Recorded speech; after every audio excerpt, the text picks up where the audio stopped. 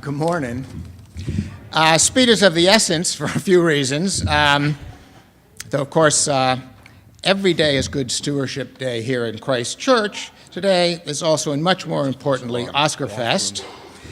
So I'll endeavor to make this quick and as painless as possible, and besides, Laura's poignant and compelling pledge letter, which everyone received this week, is more eloquent and on point than I could ever be. I do, however, want to touch on the issue of the little sticker which was enclosed with the pledge drive letter. This was entirely my doing, and so I am prepared to take the congregational bullet. But heck, you might not have even noticed it. Little itty-bitty thing. Even Laura, whose language is so robust and richly textured, for example, quoting from the letter, "Charitable contributions are an investment in our hopes that the world can be a better place. Christ Church San Marcos is the veritable mutual fund of charitable contributions. The money donated here doesn't just address one of our hopes. A long list of activities facilitated by or carried out directly by the church create a wide net of good works. The work done here is not just one large drop of water that sends out a single ripple. It is a shower of drops that send out multitudes of ripples, delivering the healing and love of Christ to the world." That is beautiful. But even the eloquent Laura got a little tongue-tied when it came to her terse reference to my questionable sticker. Here's all she wrote: "Lapel sticker enclosed."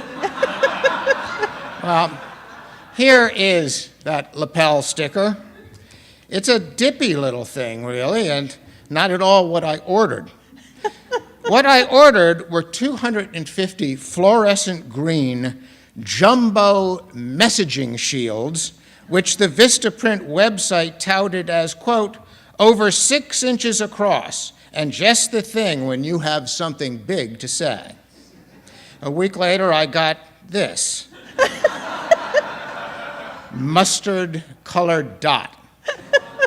Irate, I called the Vistaprint customer service line and got Lurleen from Yazoo City.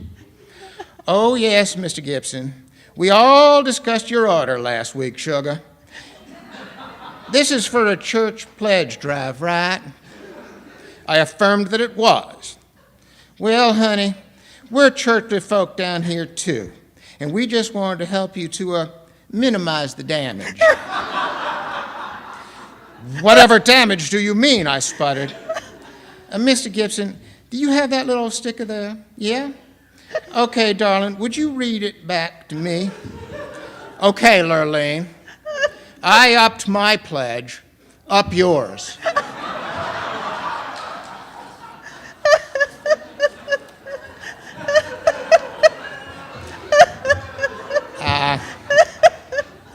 Oops.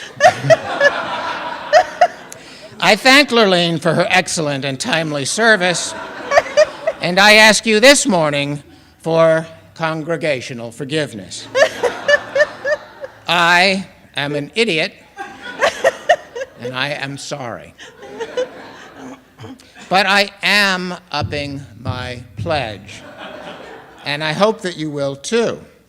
A few minutes ago, Oscar and his lovely family gathered with Susan around the baptismal font just over there for our loving affirmation.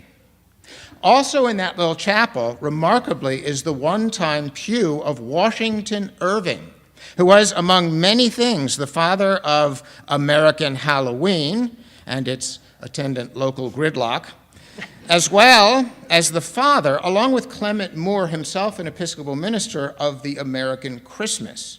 Irving was an absolutely marvelous writer and was, along with his namesake George Washington, pretty much the first American superstar.